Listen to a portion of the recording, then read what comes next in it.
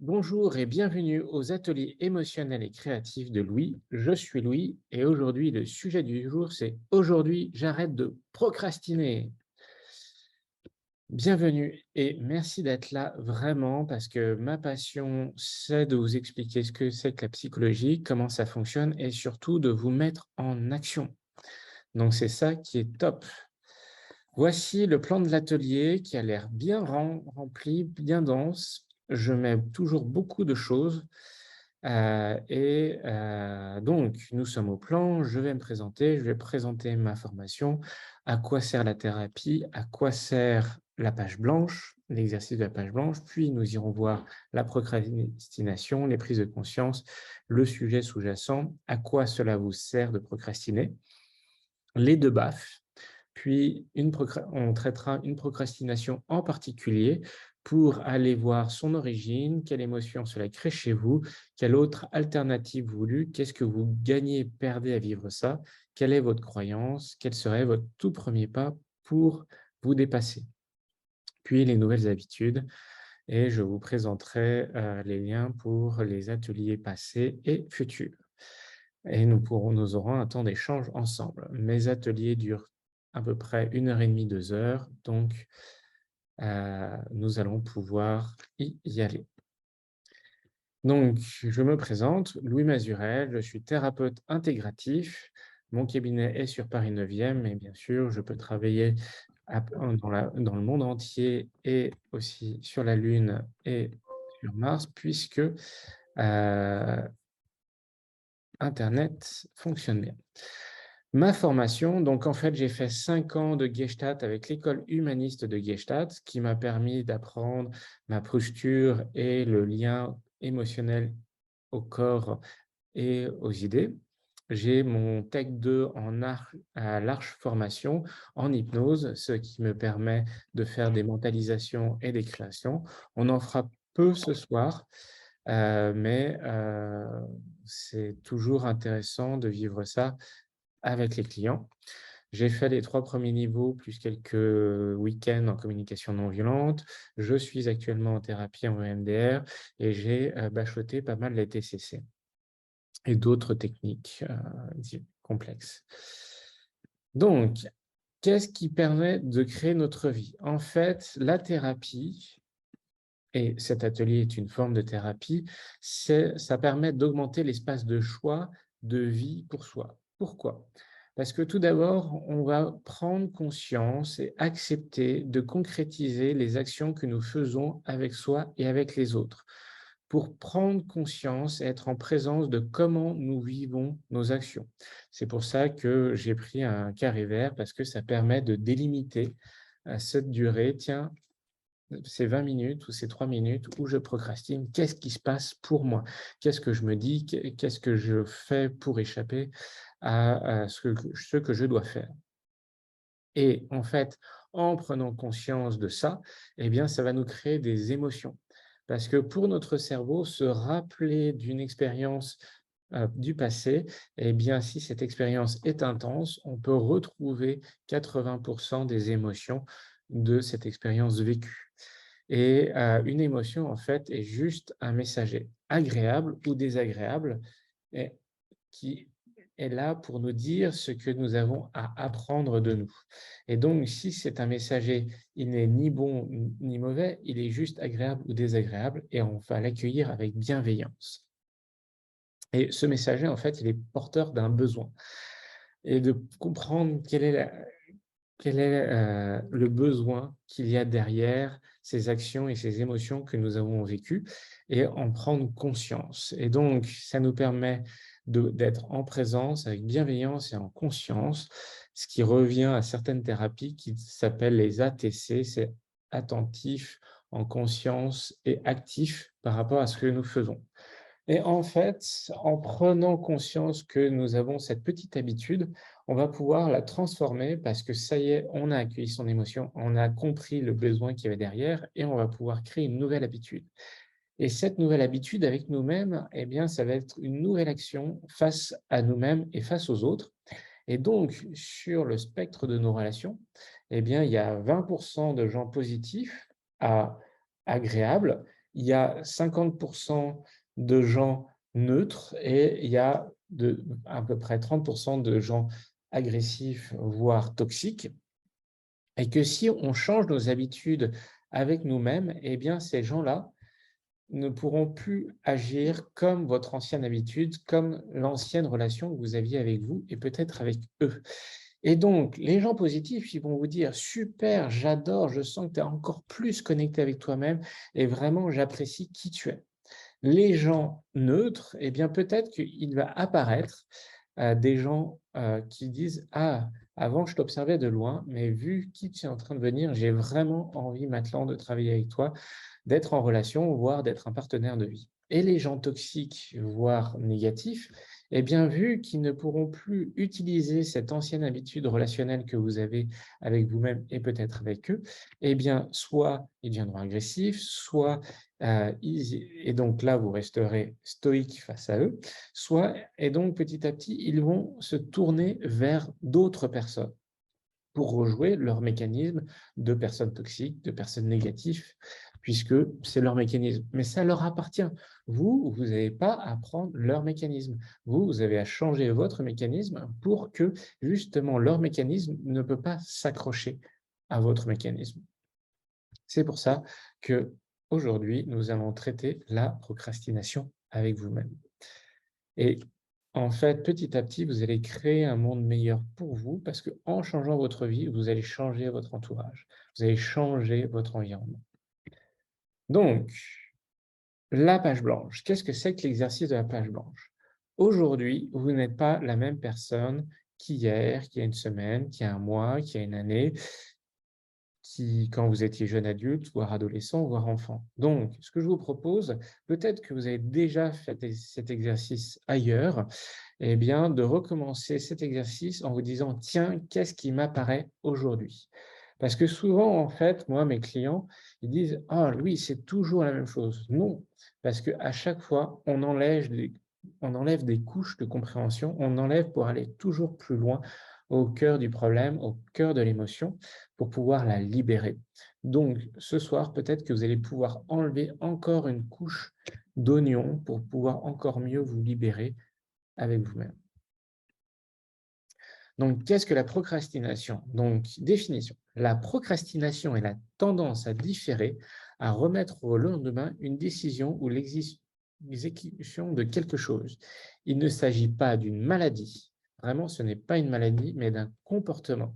Si ce comportement est parfois le symptôme d'un trouble psychiatrique, il n'est la plupart du temps associé à aucune maladie.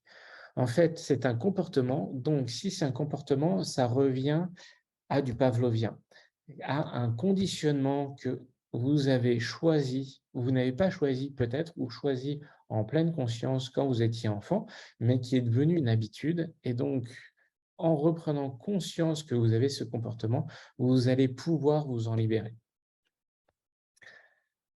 Voilà. Donc, avez-vous pris conscience de cette procrastination dans votre vie? Donc, que diriez-vous de lister toutes les procrastinations que vous avez dans votre vie, tous les sujets, tous les points, qu'il y a chez vous où vous procrastinez? Et vraiment, on n'est pas là pour se juger, on est là pour accueillir avec bienveillance, mais sans complaisance, qu'est-ce qu'on fait? Par exemple, moi, ma procrastination, c'est je dois annuler un abonnement. Et ça fait déjà 3 mois que je dois le faire et j'aurais pu le faire aujourd'hui et demain, j'ai décidé d'envoyer le papier. J'ai mis une alerte sur mon ordinateur. J'aurais pu je procrastine pas encore, mais sur une chambre, à nettoyer, il y a ça à faire, il y a ça à faire. J'ai encore d'autres trucs où je procrastine. Bah, je procrastine, par exemple, sur ce cas client. Il y a sans doute il y a des choses à vendre aussi dans ma cave. Voilà. Et vous? Quels sont tous les sujets de procrastination qui pourraient vous arriver? Heu, donc je vous laisse les noter Vraiment, prenez-les tous, même, la vaisselle pas faite, même, la poubelle pas descendue, même cette petite tache, sur un costume ou sur une robe que vous savez que vous devez le faire. C'est pas grave, on est juste là pour dire: «Aujourd'hui, j'assume complètement qui je suis. J'ai pas honte de dire: "Je suis comme cela"».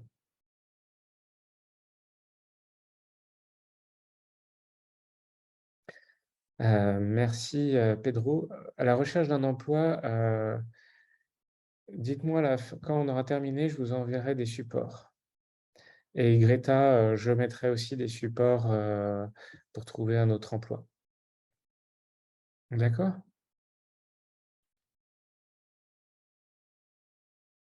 Super. Vous voyez, en déposant ça, il y a pas de jugement ici, on est entre personnes qui procrastinent, donc vous voyez, on se soutient tous et on réalise tous qu'il y a des endroits où on procrastine et c'est très bien, on est humain.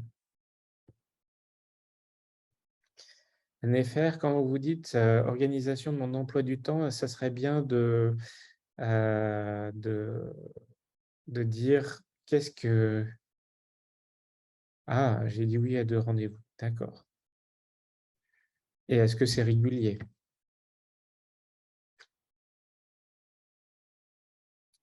Est-ce que c'est redondant cette situation-là?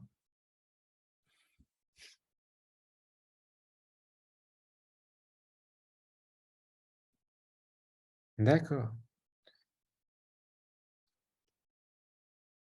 très bien. C'est bien de poser tout ça.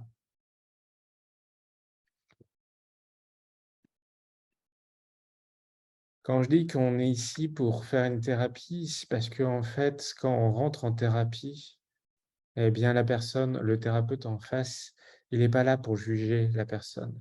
Parce que si elle est bloquée dans sa vie, c'est bien qu'il y a quelque chose qui s'est passé dans sa vie. Et donc si elle n'y arrive toujours pas, c'est qu'il y a quelque chose de sous-jacent. Il y a quelque chose à comprendre, il y a quelque chose à accueillir chez elle. Donc,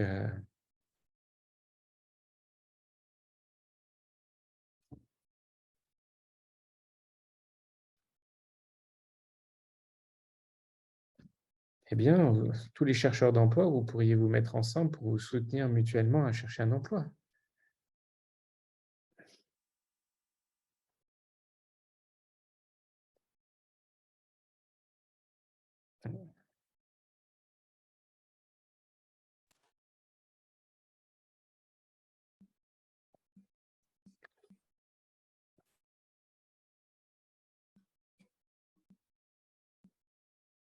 D'accord, tout ça, c'est très bien. Oublier de payer ses impôts, faire les répliques pour le dossier de licenciement, acheter des vêtements pour mes enfants, très bien. Vider la cave de mon père décédé il y a 9 mois. Oui, ça, je comprends que ça soit très intense, parce que là, c'est tous les souvenirs qui vont remonter. J'en comprends que se confronter à ça, c'est un deuxième deuil à faire, de nettoyer, déménager. Trier, vendre et jeter les objets des vêtements. Terminer mon dernier paragraphe de mon business plan. C'est normal, tout d'un coup, les chiffres, ça peut être rebutant. Changer d'opérateur téléphonique, faire des jus du matin, d'accord. Demander des congés payés, préparer mes docs d'embauche pour un CDD. Dire à ma femme que je ne l'aime plus. Je comprends. Se confronter à cette décision et assumer tous les changements que ça risque d'enchaîner, c'est sûr que c'est intense, qu'il y a beaucoup de sujets derrière. Donc, sur quel sujet se porte particulièrement cette procrastination? Est-ce que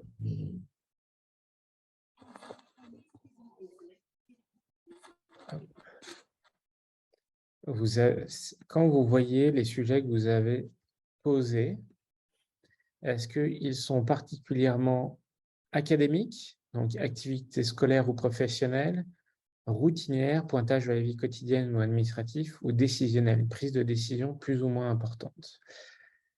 Pourquoi ça? Parce que en fait, heu, regardez sur 10, qu'est-ce que quand vous lisez toutes les,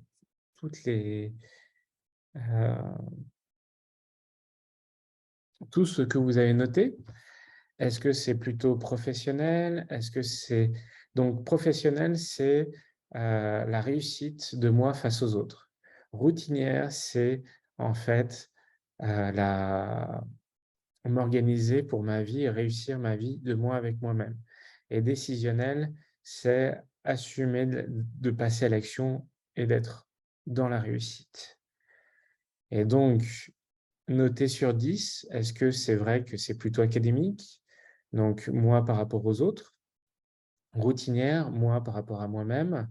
Ou décisionnel, c'est, heu, passer à l'action. Créer, passer à l'action.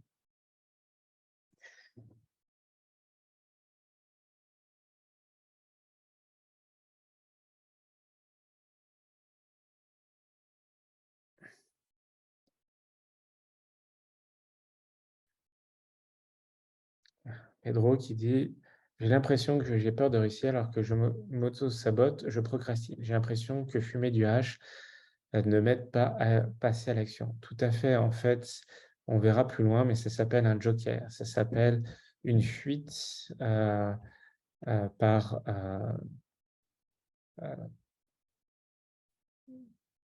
en fait, c'est il y a soit en fait, par rapport à certaines de la procrastination, ça peut être de l'alcool, ça peut être trop de travail, ça peut être du sexe, ça peut être, des drogues, ça peut être aussi, heu, qu'est-ce qui il y avait un 5e sujet, alcool, drogue, alcool et drogue, c'est ça, trop travailler, heu, faire plein d'autres actions qui font que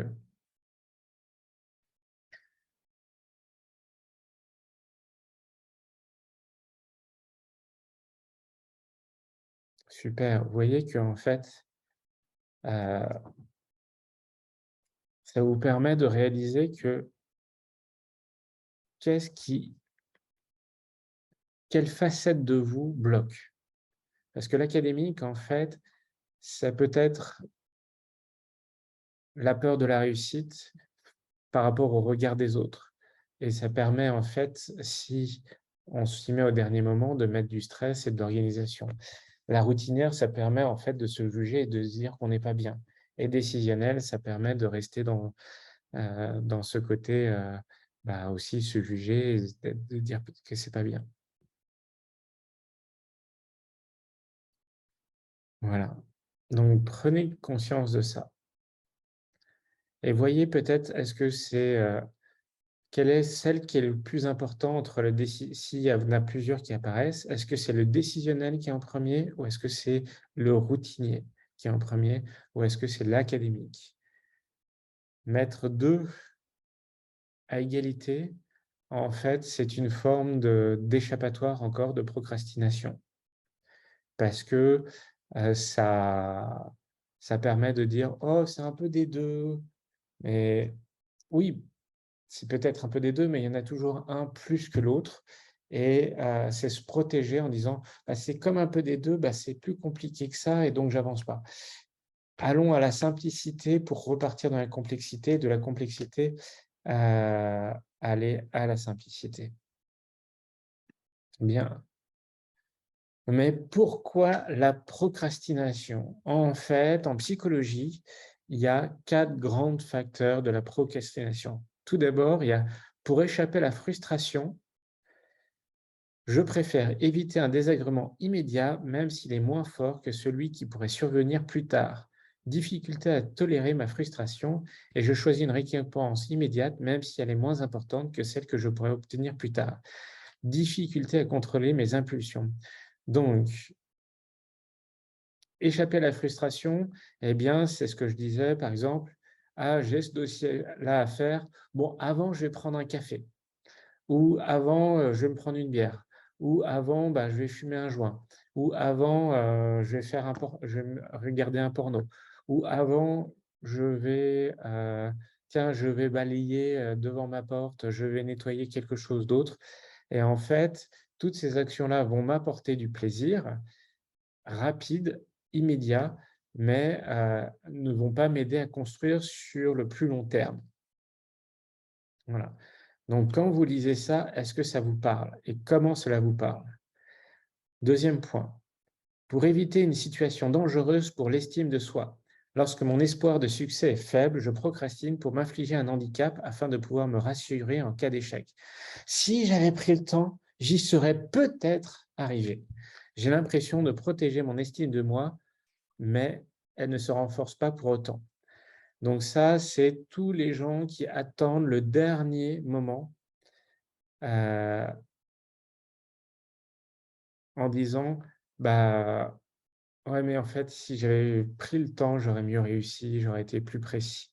Et en fait, heu, ça permet de voir, de pas tout de suite se confronter à son incompétence, de pas tout de suite se confronter à la difficulté de faire les choses et donc on se dit: «Oh mais j'y arriverai bien».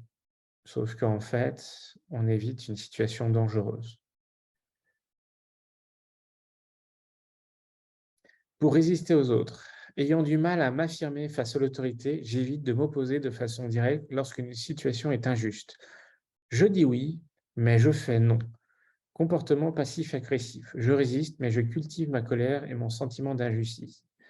En fait, l'idée, c'est quand, par exemple, c'est la mère qui lui demande de ranger la machine, et il fait oui, oui, et puis il va dans sa chambre et il joue à des jeux, par exemple.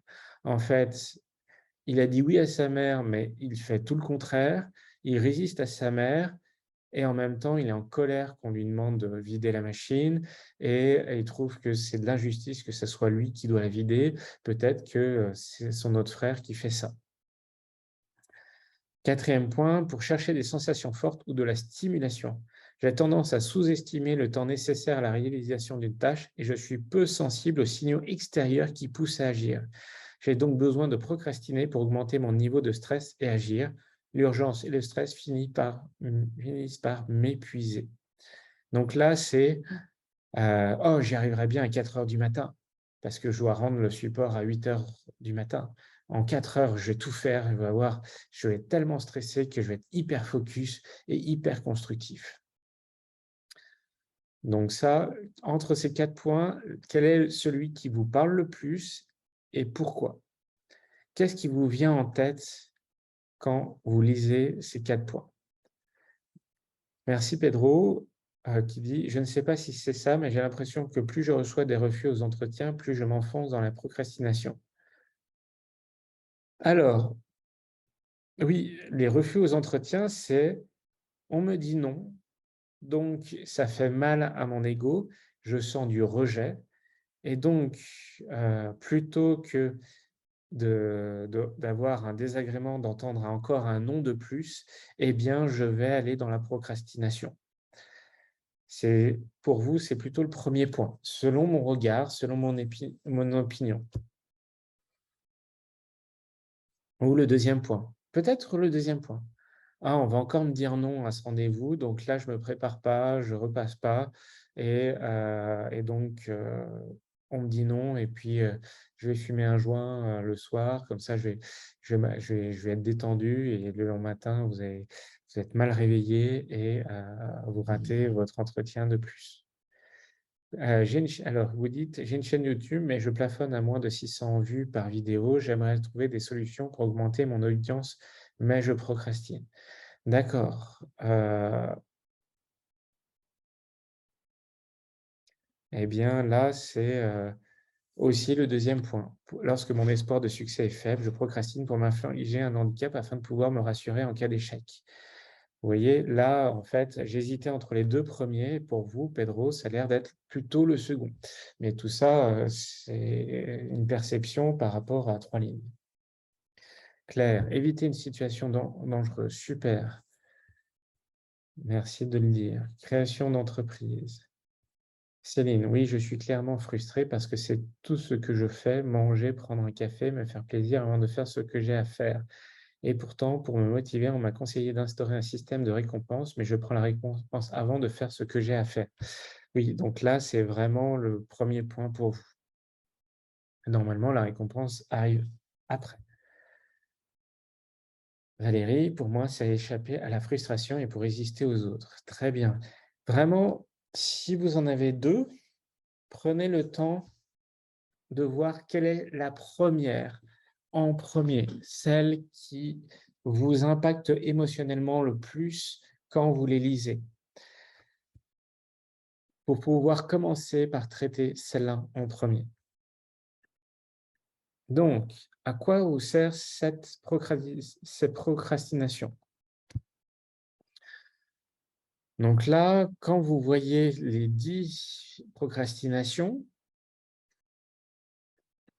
comme on a fait avec l'académique routinière et décisionnelle, quels sont quel est le plus important? Vous pouvez noter de 1 à 10 celui que vous considérez et merci de ne pas de mettre un plus fort que les autres. D'assumer que celui-là, ce mécanisme-là marche mieux en procrastination que les autres.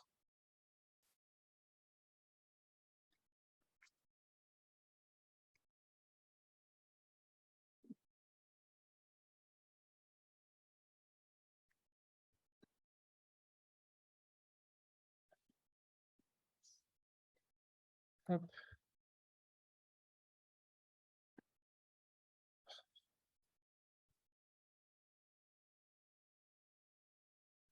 hop,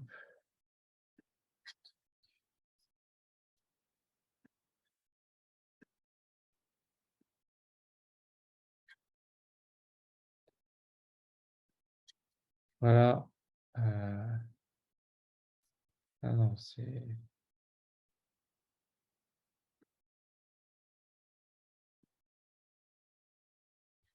voilà le document pour tout le monde, pour les derniers arrivés.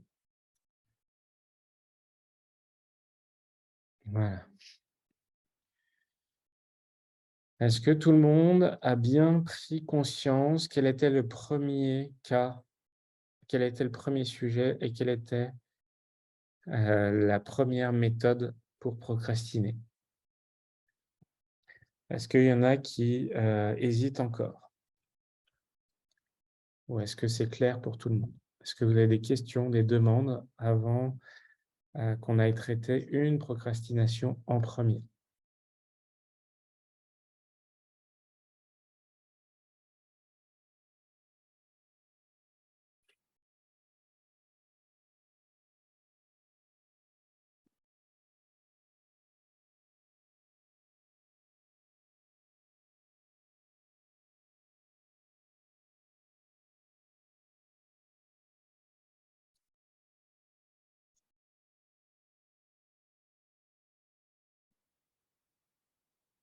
Tiens, pas de réaction, c'est que c'est bon.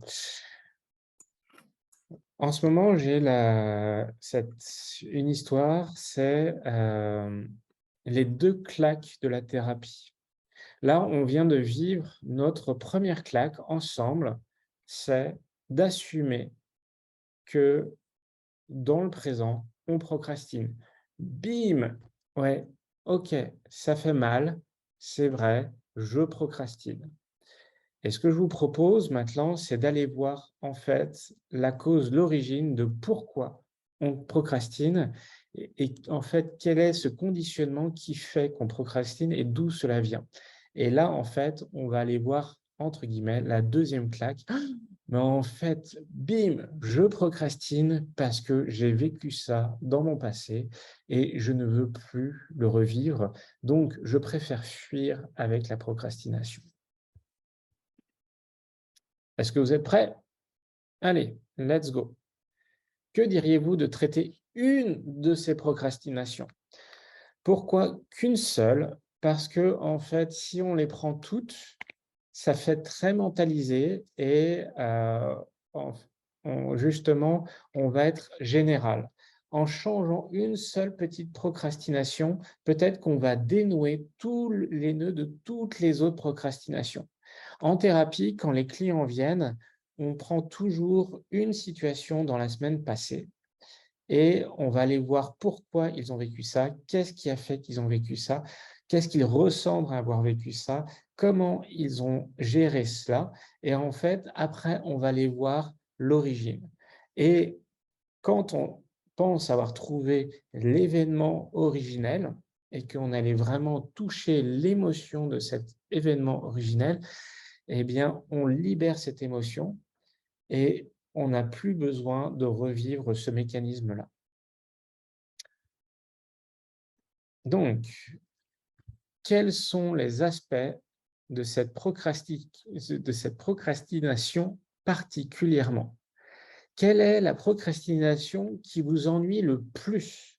Quelle est celle qui vous active le plus, que vous avez vraiment pas envie d'aller voir en ce moment?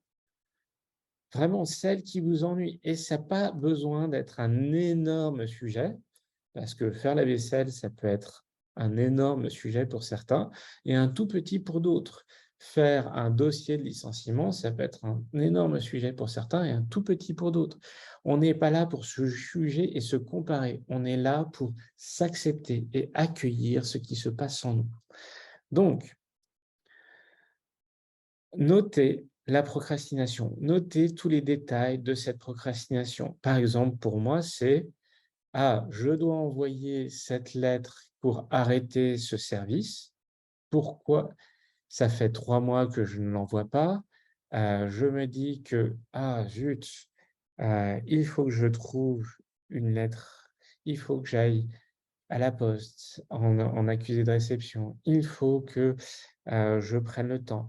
Il y a tout ça qui fait que, je vois ça. Donc quand je prends cette situation de la lettre que je n'ai pas faite depuis 3 mois, eh bien, il y a quoi? Eh bien, pour moi, c'est du décisionnel. Abandonner une stratégie. OK, prise de décision, lâcher cet abonnement et derrière, en fait, qu'est-ce que je cherche?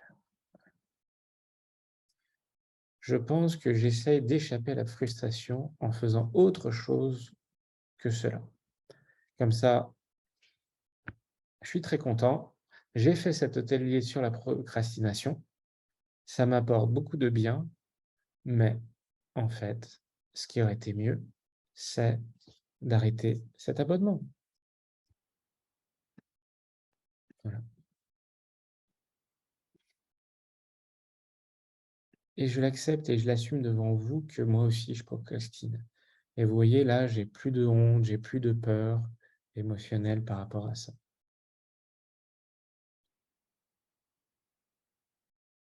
Je suis parfaitement imparfait et imparfaitement parfait face à vous.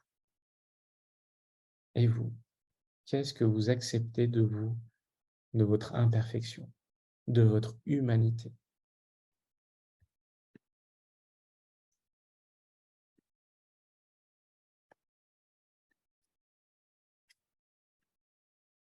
Donc notez bien tous les détails, de combien de temps ça fait que vous procrastinez, sur qu'est-ce il y a quoi derrière, comment, voilà.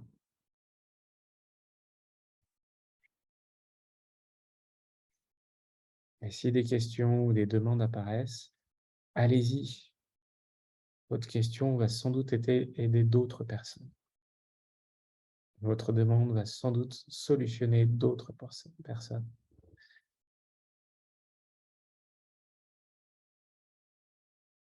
Oui, on le met sur le papier, on écrit, on dépose. En fait, l'idée de déposer, c'est que souvent, ça s'appelle la thérapie par l'écriture. En fait, vous avez vos problèmes qui vous tournent dans la tête et ça tourne et ça tourne et ça tourne et en fait, vous dites: «Tiens, il faut que je fasse ça, il faut que je fasse ça, il faut que je fasse ça, ah, il faut que je fasse ça, il faut que je fasse ça, il faut que je fasse ça». Vous voyez, moi, dans ma tête, je pense qu'il y a 3 post-it et si j'écris quelque chose sur les 3 post-it et bien, si je veux racoute ra racro créer ajouter un nouveau post-it et bien, il y a un des 3 post-it qui doit partir. Et donc, à chaque fois, il y a ces 3 post-it qui me disent: «Il y a ça à faire, il y a ça à faire, il y a ça à faire» et donc en fait, moi, mes clients, je leur dis: «Mais moi, je suis une page blanche pour vous. Vous me concrétisez, vous assumez de déposer sur moi votre réalité, votre situations, vos émotions, vos blocages. Et bien là, en l'écrivant sur le papier, vous l'assumez, vous le matérialisez, vous l'extrayez de votre cerveau pour le déposer sur le papier. Et en faisant ça, c'est: «Ça y est, ça ne m'appartient plus, c'est posé sur le papier et je peux prendre ce pas de côté en étant un observateur qui lit ce qui se passe ou ce qui se passait dans ma vie». Donc posez tout.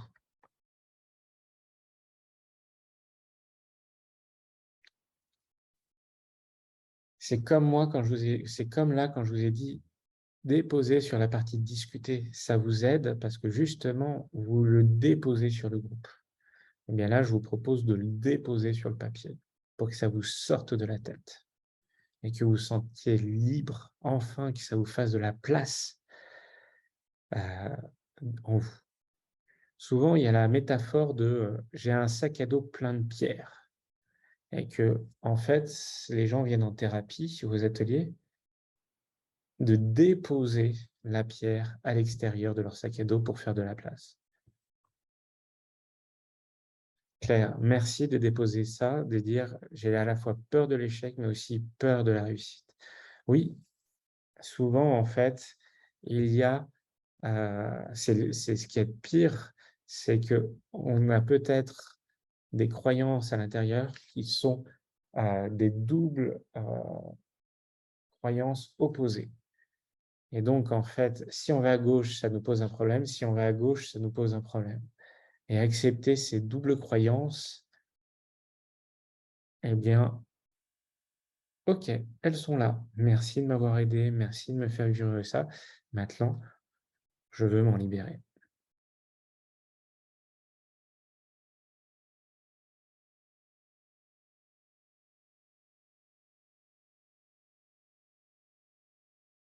Super Caroline, merci d'avoir déposé ça. Ranger la cave de mes parents, routinière, échapper à la frustration. Je déteste ranger et j'ai du mal à jeter. Super, maintenant que vous avez pris conscience de ça, on va pouvoir aller voir pourquoi vous détestez ranger et pourquoi vous avez du mal à jeter. Et peut-être qu'il y a aussi une double contradiction là-dedans.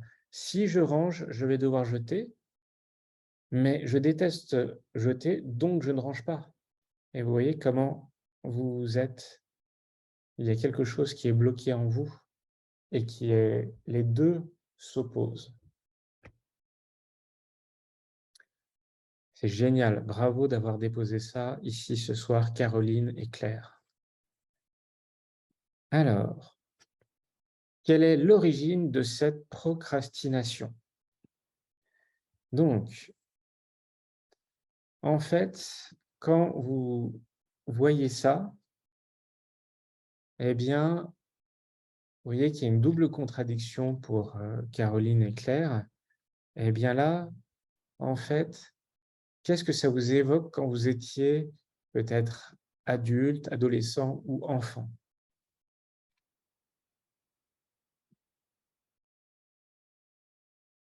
Alors, vraiment, qu'est-ce qui fait? Par exemple, quand peur de l'échec, bah, ça vous renvoie à quoi? Faut pas que j'échoue parce que sinon, qu'est-ce qui pourrait se passer? Qu'est-ce qui pouvait se passer avec mon père, ma mère ou un professeur?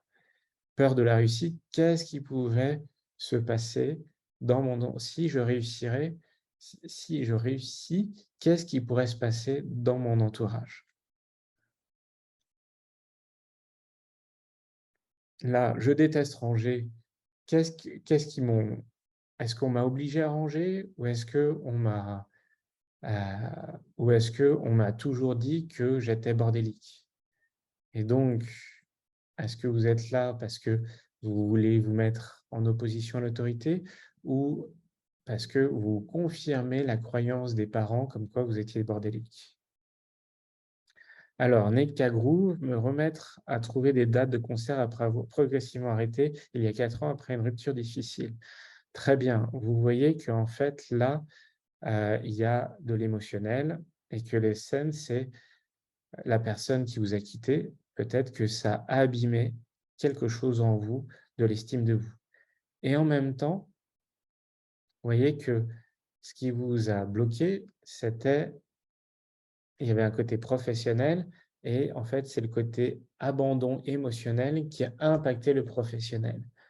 Et donc, allez voir si il n'y avait pas dans l'enfance quelque chose, un abandon émotionnel ou un sentiment d'avoir été abandonné par les parents qui fait que vous avez moins fait certaines choses.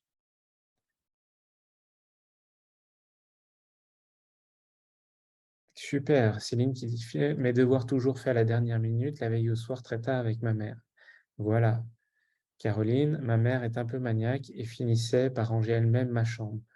Ah bah oui, quelle intrusion! C'était OK, bah, ma mère va faire ça, puis en plus, elle m'introduit et puis peut-être qu'elle jetait des choses pour vous sans que, heu, sans que j'ai décidé que je voulais jeter ça. Je sais pas, là, je projette. Je vous donne des idées de projection. Claire: «Je me reconnais dans le témoignage de Caroline. La peur de l'échec, c'est sûrement pour être une petite fille parfaite et être aimée». Tout à fait, voilà, et vraiment aller chercher cette situation émotionnelle, une en particulier. Allez voir une spécifiquement.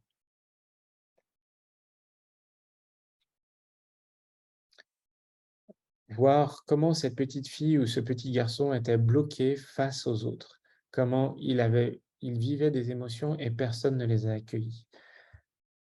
Une personne ne l'a soutenu dans sa démarche. Donc, quelle émotion vous vient quand vous écrivez ça? Est-ce que c'est de la peur, de la tristesse, de la colère, de la joie, de la honte, voire autre chose? Ou un peu desquelles? Voilà.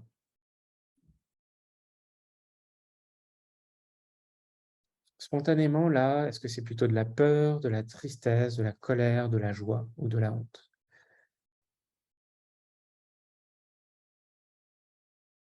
Super. La vaisselle dans l'évier me rappelle mon enfance quand je devais le faire. On m'obligeait à le faire, donc aujourd'hui, je n'ai pas envie de faire ça, donc je résiste à ce parent alors qu'il n'est plus là. Et en fait, moi, je vis une mauvaise vie avec un évier toujours sale, et pourtant mon père ou ma mère n'est plus là. De la tristesse, très bien.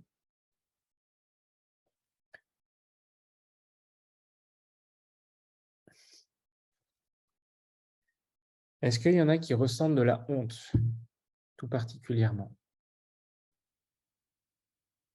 De l'angoisse? Oui, trouvez votre mot à vous. L'angoisse, c'est de la peur encore plus, de la frustration. La frustration, c'est une forme de colère, pas encore assumée. Je suis frustré par les autres, donc je suis en colère face aux autres.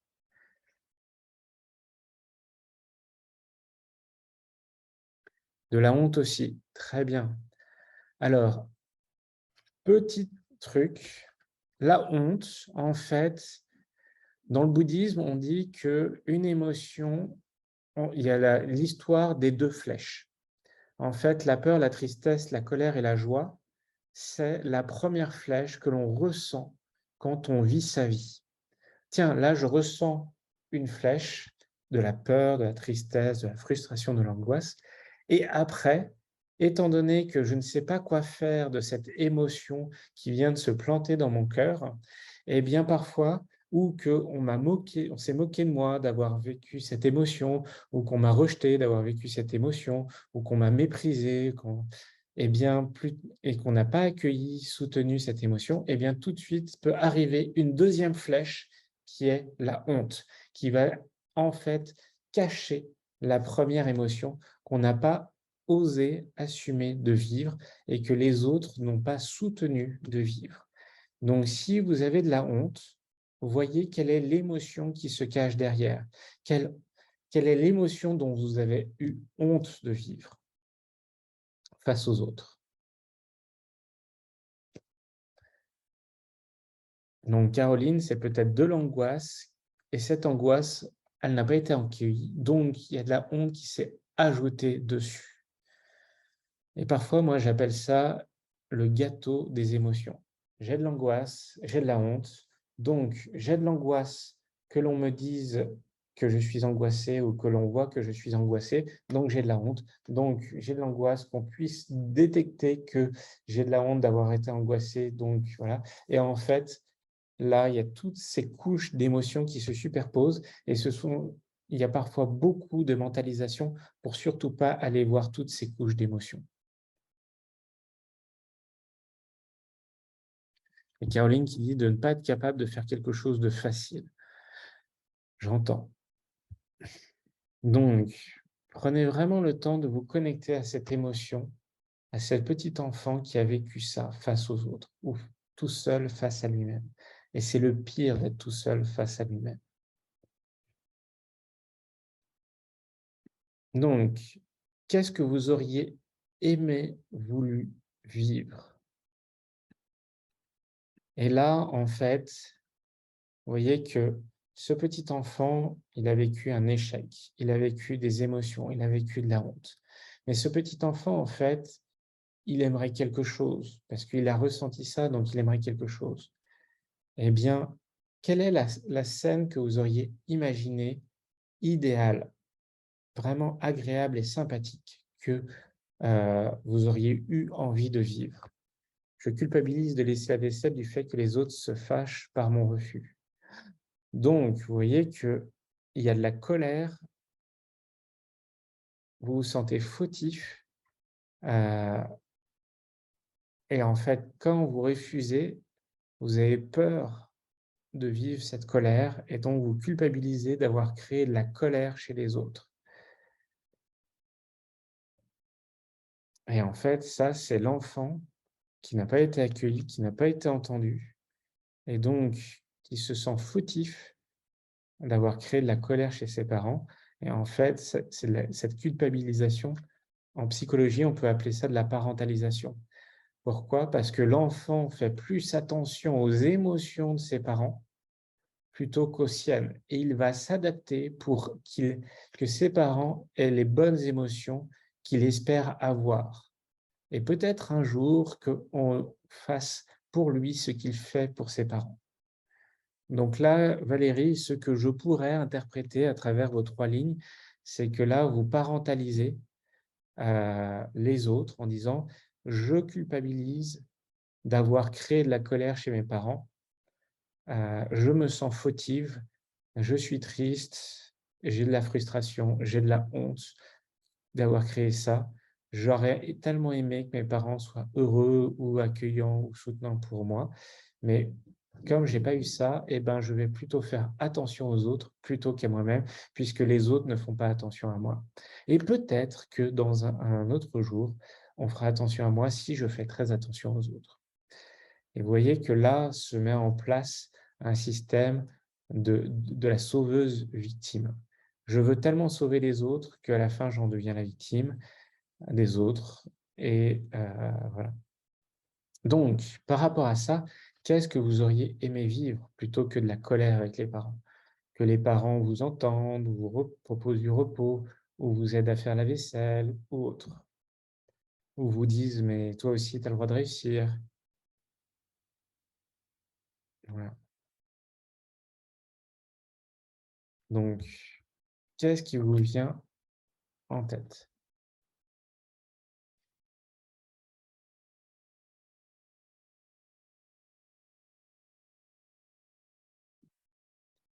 Qu'on range pour moi. Très bien et si on rangeait pour vous, qu'est-ce que vous auriez Non, pu faire grâce à ça? orange avec moi, orange Ah, avec moi, pas pour d'accord, moi. oui, pardon. Vous voyez? Je crois que là, c'est moi qui projette, hein. Inconsciemment, je crois que c'est moi qui ai projeté que j'aimerais bien qu'on range mon appartement pour moi, là. Avec tout ce que je fais, parfois, je suis un peu fatigué. Là, vous voyez, projection du thérapeute avec mon chat, ma chienne, et tout ce que j'ai à faire. Parfois, j'aimerais qu'on range mon appartement pour moi. Donc on range avec moi. Et qu'est-ce que vous auriez vécu en rangeant avec les autres?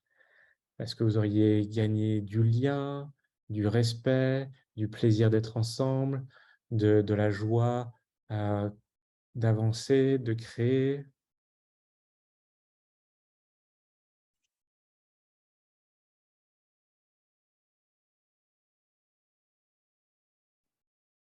En fait, Claire, quand vous dites paradoxalement, peut-être être une petite fille moins sage et moins bonne à l'école, ça leur aurait mis la barre moins haute et du coup, je n'aurais peut-être pas eu aussi peur de décevoir plus tard.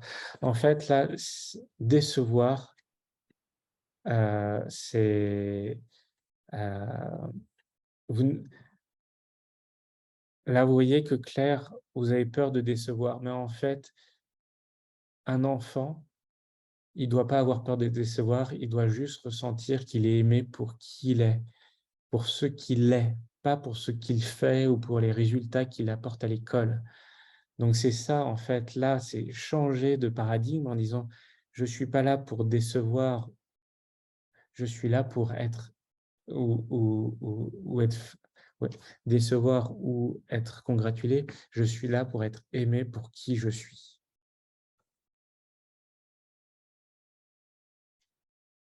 C'est ça l'idée. J'aurais aimé que l'on que j'aurais aimé que l'on m'aime pour qui je suis et non pas pour les notes que je dois rapporter pour satisfaire les parents. Le problème, c'est que la note satisfait l'ego du parent et non pas à rassurer l'enfant. Donc l'idée, c'est: «Je suis aimé pour qui je suis».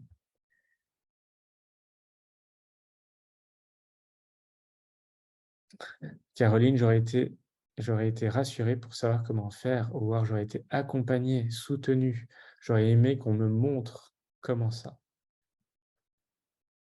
Être consolé, soutenu et recevoir de l'amour. Voilà, juste ça, juste des bras accueillants et soutenants. Valérie, que l'on partage les tâches équitables, me féliciter quand je fais quelque chose de bien. Voilà, justement, c'est tout le problème, entendre à longueur de temps qu'on est brillant, c'est lourd à porter. Claire, vous êtes belle parce que vous êtes qui vous êtes, pas parce que vous êtes brillante ou intelligente ou grande ou petite ou rousse ou jeune ou vieille. Vous êtes belle pour qui vous êtes. On vous aime pour qui vous êtes, pour ce que pour juste votre présence. Quand j'avais commencé ma formation de Gestalt, il y avait, une formatrice qui est venue vers moi les premiers week-ends, qui est devenue qui après a été ma thérapeute pendant, quelques années et elle m'avait dit: «Louis, on n'a rien besoin de faire pour être aimé». Et je lui ai dit: «Je vous comprends, maintenant, l'objectif, c'est de le ressentir».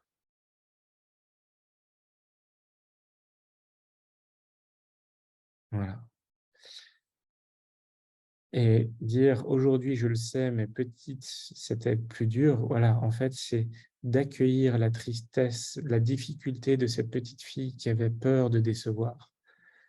C'est pas: «Je le sais», c'est: «Je ressens cette douleur de cette petite fille qui avait peur de décevoir» et je l'accueille et je la soutiens et je lui dis: «Mais qu'est-ce que tu aurais voulu vivre? Qu'est-ce que tu ressens? Qu'est-ce que tu aurais eu besoin qu'on t'apporte pour ne pas avoir à vivre ça?»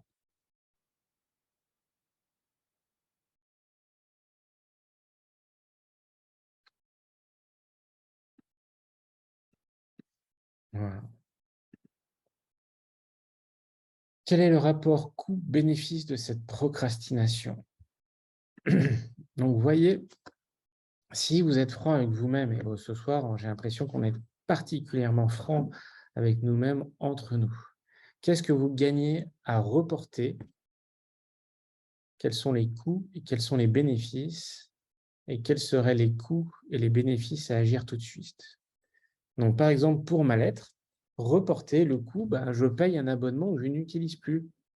Donc c'est un coût économique, ça a un coût temporel, ça a un coût, d'action, heu Mon bénéfice, c'est que, bah, je me consacre à d'autres tâches qui me font plus plaisir, et je vis, des actions, que je crois plus satisfaisantes, plus agréables, plus importantes. Faire un atelier, faire, quelque chose de plus constructif pour mon parcours professionnel. Et donc là, je vois ça. Et si j'agis tout de suite, eh bien mon coup, bah, c'est, heu, un peu de stress, un peu de peur d'aller trouver la bonne lettre, de retrouver les indications de mes de mon contrat, le numéro, d'envoyer à la bonne adresse, d'aller à la poste, d'affranchir un accusé de réception ma lettre, tout ça. Et ça demande du temps, c'est des actions administratives qui me plaisent pas, qui m'amusent pas, qui m'intéressent pas parce qu'il y a pas vraiment de la création là-dedans. Heu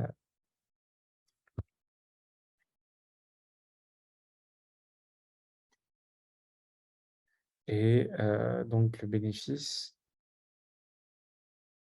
heu et donc tout ça, c'est vraiment pas le côté créatif qui me plaît. C'est, la paperasserie qui m'intéresse pas. Mon bénéfice, bah, justement, c'est, de me sentir aligné avec moi-même, de faire la chose juste, d'économiser de l'argent, de sentir que je progresse, que je tourne une page en arrêtant cet abonnement et donc je suis plus fier avec moi-même.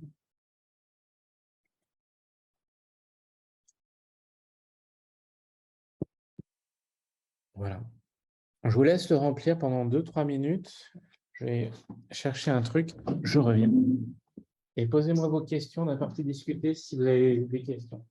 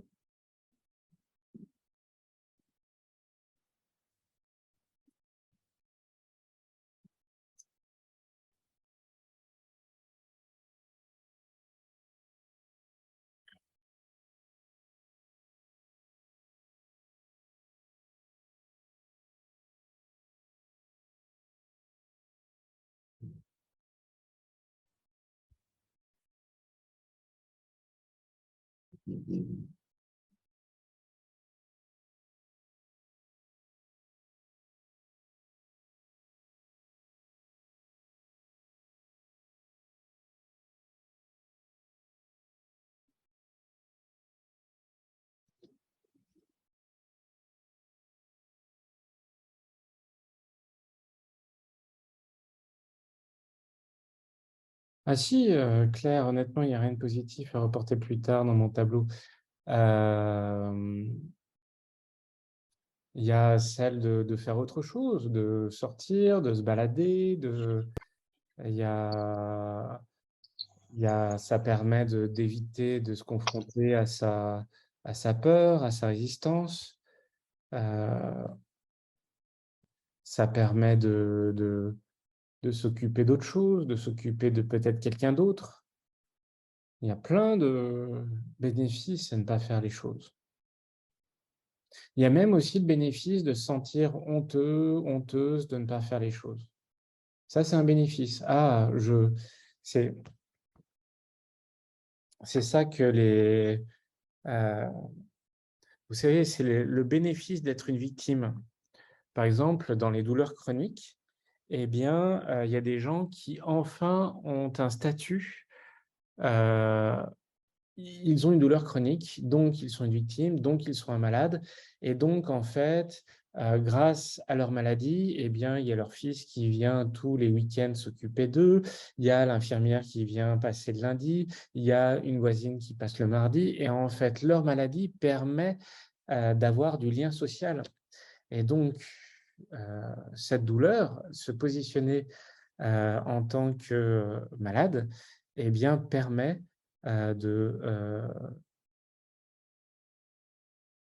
faire qu'ils ne sont pas bien avec eux-mêmes et qu'ils ont du lien avec les autres. Donc ouais, il y a du bénéfice à faire ça.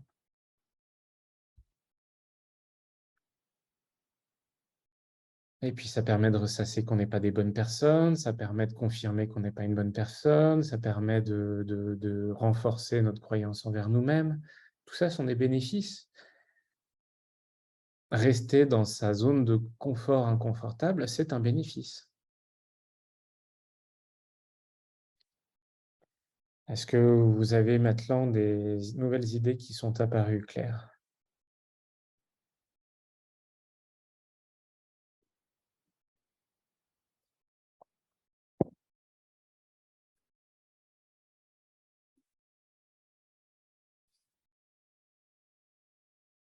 Super, merci Claire.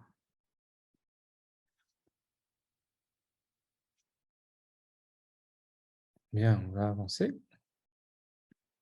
Donc, qu'est-ce que vous auriez envie de dire de vous par rapport à ça?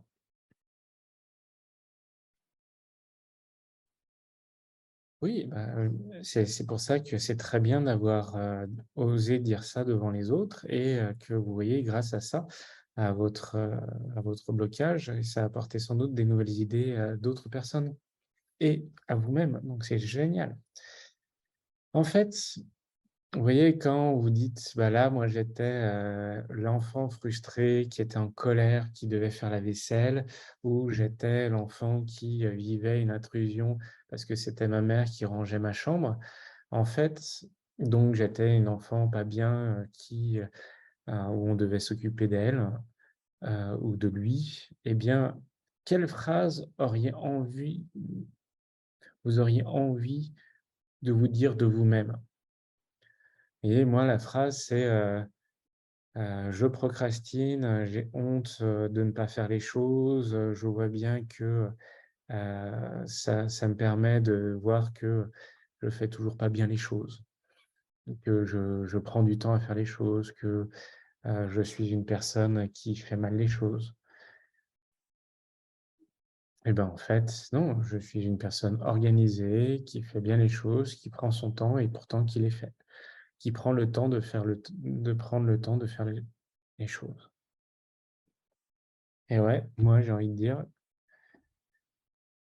que petit à petit, chaque chose a sa place et que ça se passe bien et que ça s'organise et que ça se crée.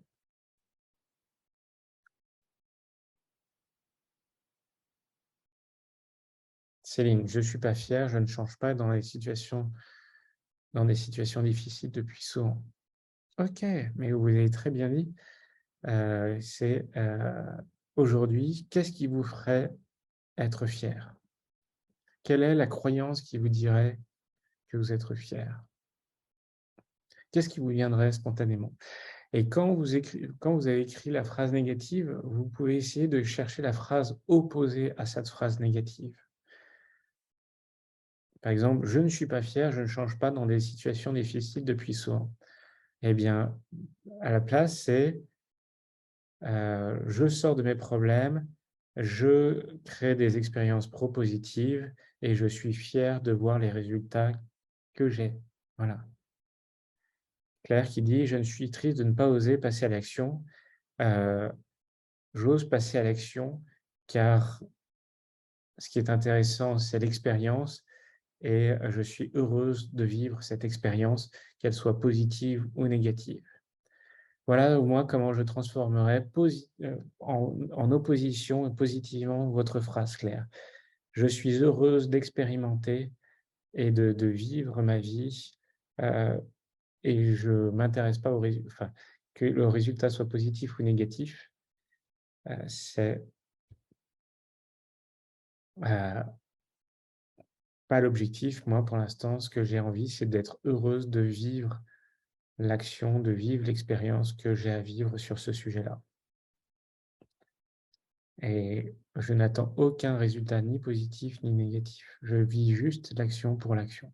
Et je suis heureuse de la vivre, qu'elle soit positive ou négative. Super, Céline. Et est-ce qu'il y a d'autres personnes qui bloquent sur leurs croyances négatives à la transformer en positif?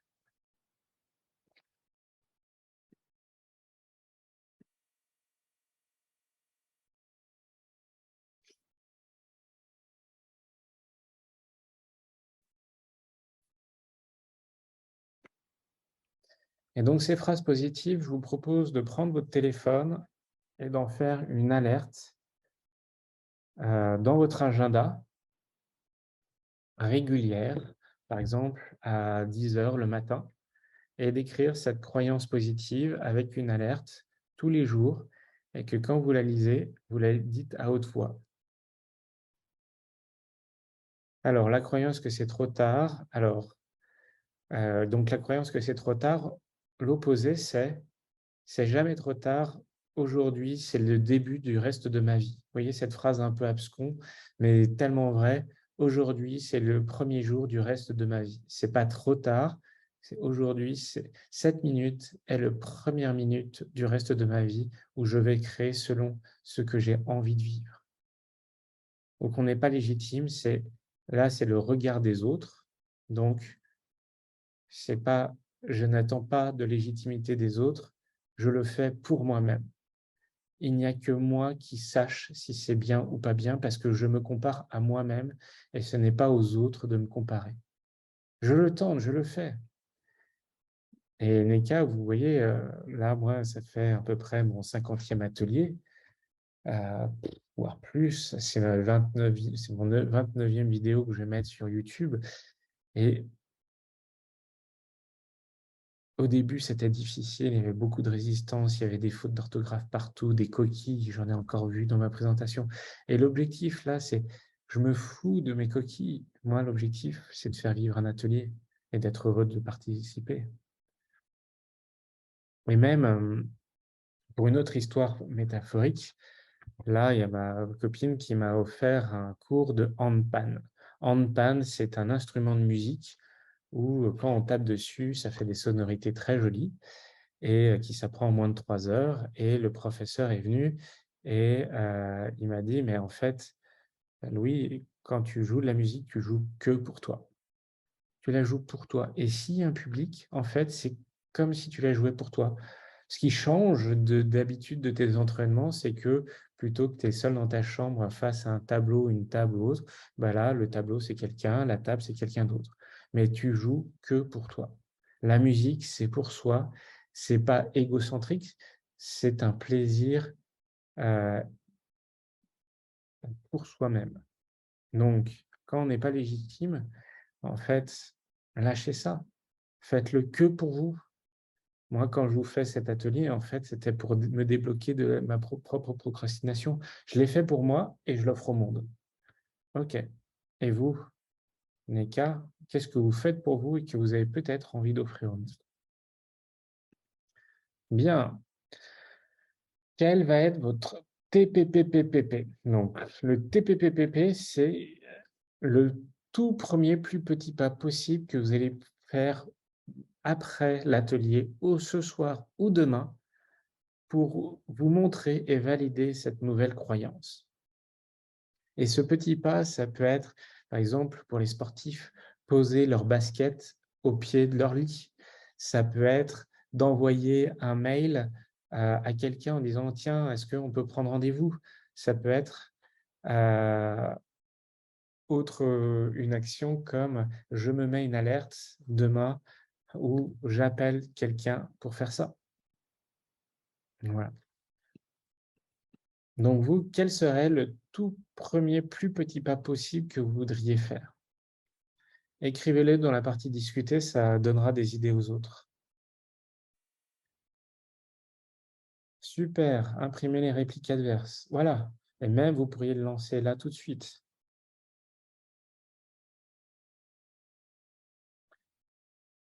Voilà. Donc, vous voyez que déjà, vous êtes en action face à votre croyance.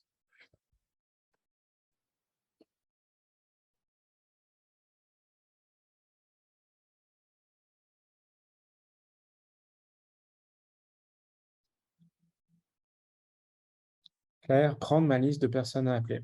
Alors, est-ce que cette liste a été déjà rédigée, créée?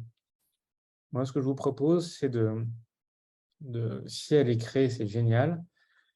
Si elle n'est pas créée, de poser 5 personnes à appeler et en appeler une par semaine. Alors, justement, Claire, il ne faut pas que vous la finalisez. Si vous avez 5 personnes, vous en appelez une par jour. Voilà. Et les autres apparaîtront.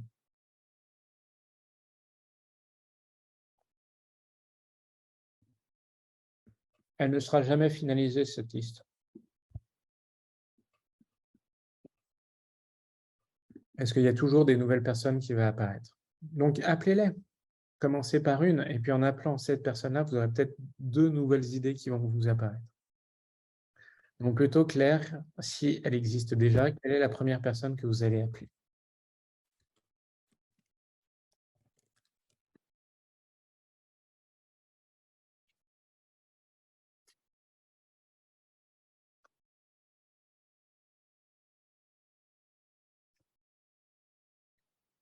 Est-ce que d'autres personnes ont des actions à proposer?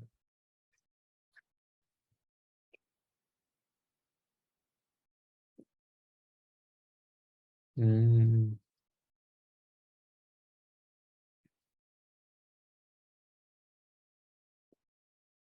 très bien, Nika. Oui, j'avais vu que c'était coupé. Donc il est trop tard.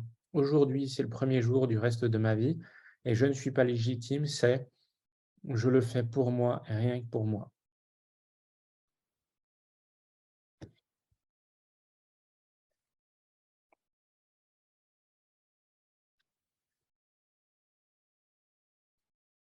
Merci Claire de dire c'est mon côté trop perfectionniste qui ressort et qui est un bon moyen de ne pas passer à l'action. Tout à fait.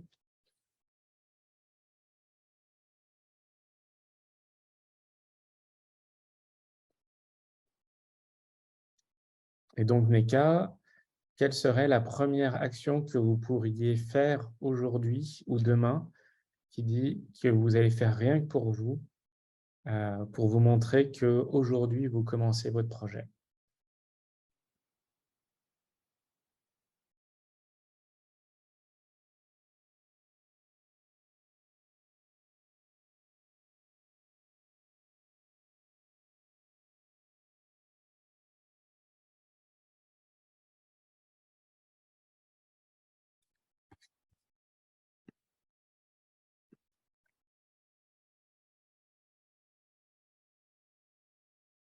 Très bien. Envoyer une demande à un bar pour un concert en janvier. Super, très bien. Demain, aller voir un commerçant et lui parler de mon projet. Super, ça marche aussi. Excellent, Neka est clair. Et même si rien n'est rédigé, on s'en fout, on y va, vous discutez, vous allez voir que ça va apparaître.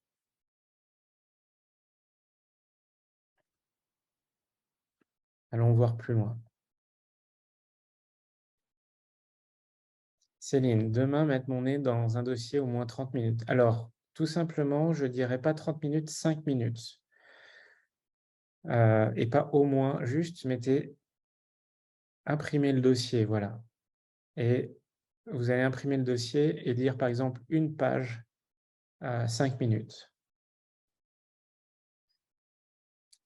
Vous voyez, à un moment, moi aussi, j'ai eu des périodes assez difficiles et il y a 10 ans, il y avait une psy qui m'avait dit: «Louis, ce que je te demande, c'est coller le timbre sur l'enveloppe. Aujourd'hui, demain, tu écris l'adresse. Après-demain, tu imprimes la feuille. Après, tu fermes l'enveloppe et à la fin de la semaine, tu l'envoies par la poste». Et oui, c'est qu'une action, poser un timbre, c'est 30 secondes, mais à la fin de la semaine, tu auras envoyé ta lettre. Oui, Céline, j'entends et c'était juste pour faire abaisser un peu la tension de la demande. Donc, que diriez-vous de mettre quelques nouvelles habitudes en place? Déjà, arrêter les bonnes résolutions. Dire cette année, je vais être en forme, ça ne sert à rien parce que c'est trop exigeant. Ça veut dire quoi, comment, pourquoi. Donc, les bonnes résolutions du 1er janvier, on oublie.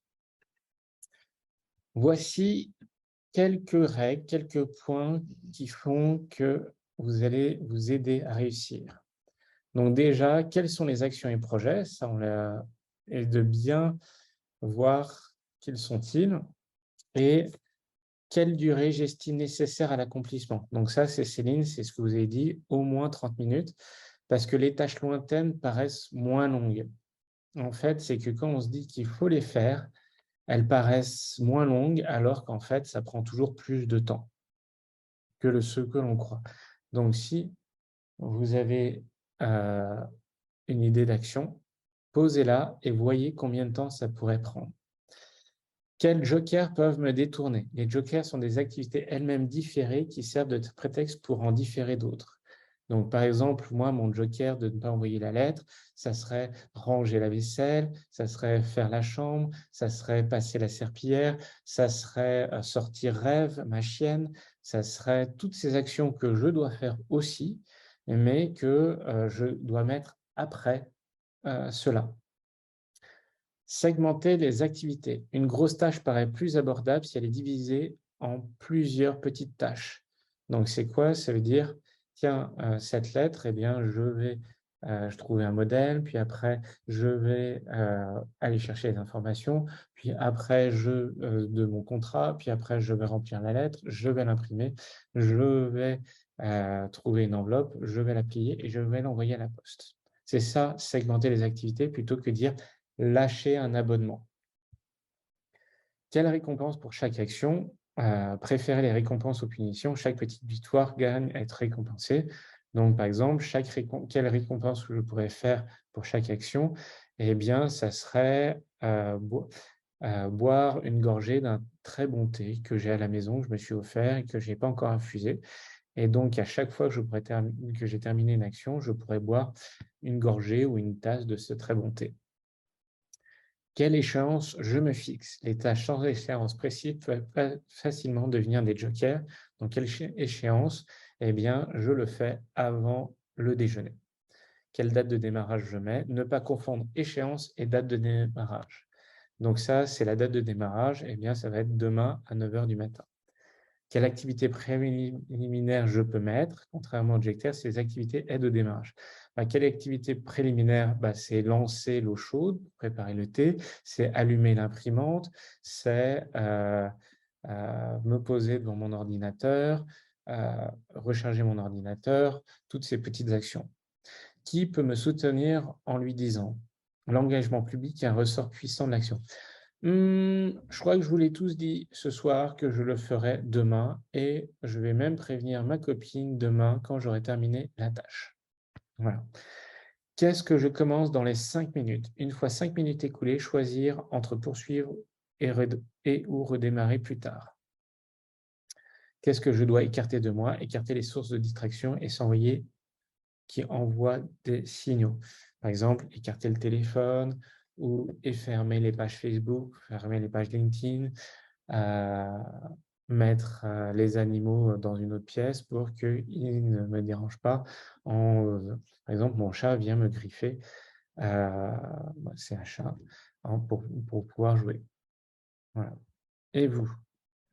Est-ce que vous avez des idées ou vous bloquez sur un aspect particulier?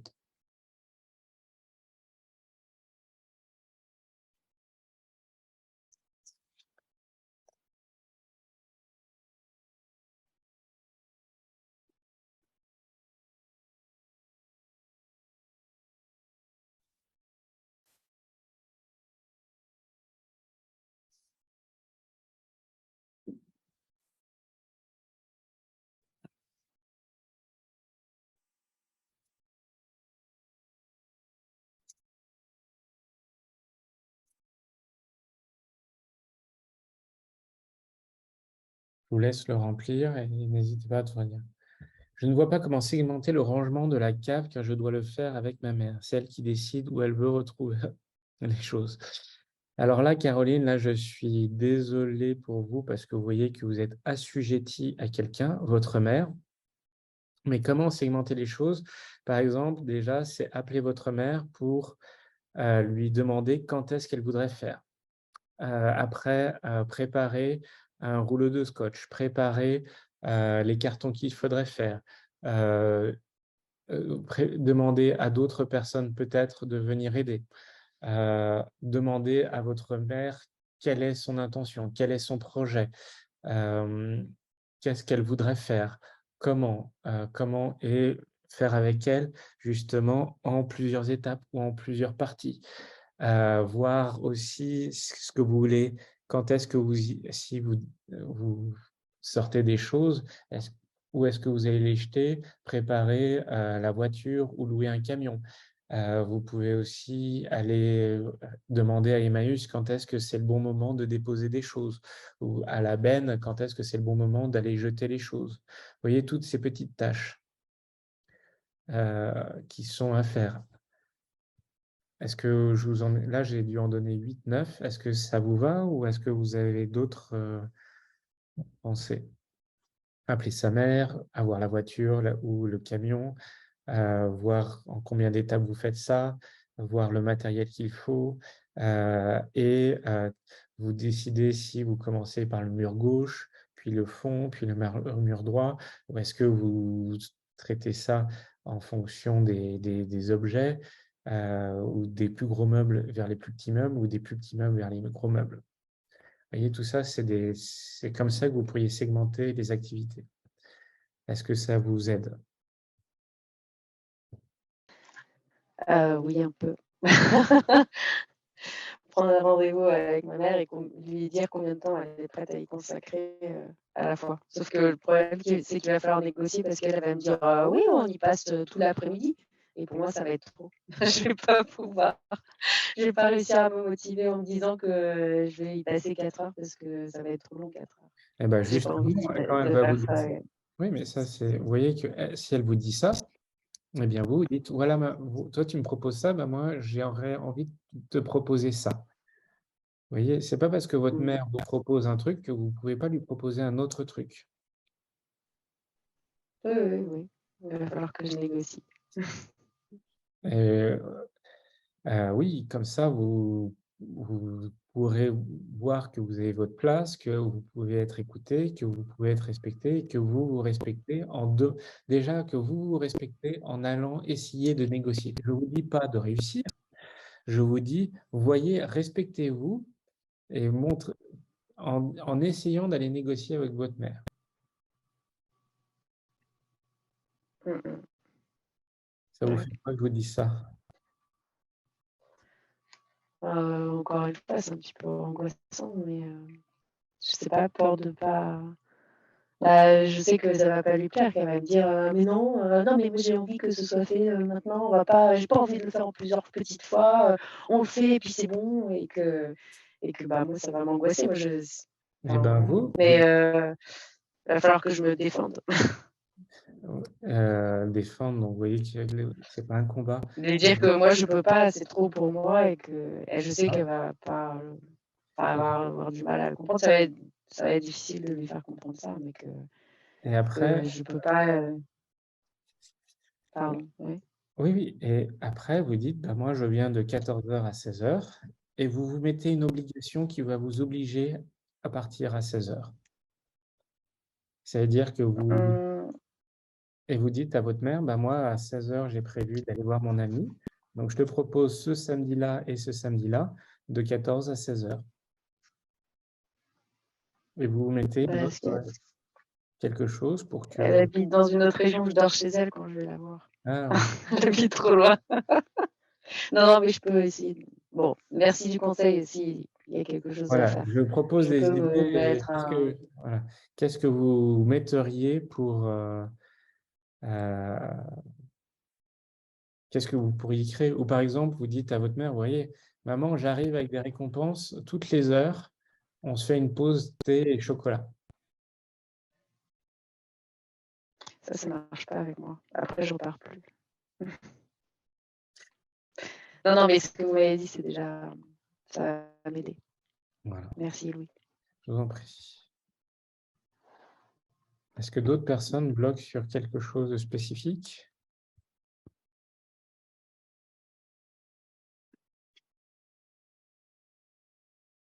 Bien. Donc, que diriez-vous de mettre un rappel sur votre téléphone avec votre phrase positive sur vous-même pour que justement vous sachiez quel est votre nouveau mantra, votre nouvelle réflexion avec vous-même. En fait, l'histoire que j'adore raconter, c'est il y a un temple bouddhiste où toutes les heures, de 8 heures du matin à 8 heures du soir, la cloche sonne à l'heure pile et tout le monde doit s'arrêter pour de ce qu'il fait, pour prendre conscience, pour se revenir à lui-même en disant: «Qu'est-ce que je suis en train de faire? Qu'est-ce que je sens dans mon corps? Pourquoi? Quelle est mon intention à faire cette action-là?» Et 5 minutes, donc ils prennent vraiment le temps de se reconnecter à eux et dans leur état présent et de voir ce qui les traverse, de quels sont les messages, leurs croyances et tout. Et 5 minutes après, la cloche ressonne et ils peuvent reprendre leur activité. Et donc, en fait, cet exercice en permanence les ramène à eux et leur fait conscientiser où est-ce qu'ils en sont et non pas de s'échapper avec des réflexions. Voilà, donc c'est pour ça que je vous propose cette petite action qui est de mettre un rappel sur votre téléphone. Les prochains ateliers seront sur Meetup et sur Eventbrite et vous avez déjà tous les ateliers passés sur ma chaîne YouTube, Louis Mazurel, ou les ateliers émotionnels et créatifs de Louis. Merci pour votre intérêt, vraiment, ça m'a fait plaisir d'avoir autant de monde qui a eu envie de sortir de sa procrastination. Pour ceux qui se sentent encore bloqués dans leurs émotions, dans leur exercice, je suis présent pour qu'on fasse une séance de thérapie et d'échanger ensemble. Je propose à ceux qui veulent échanger d'ouvrir leur micro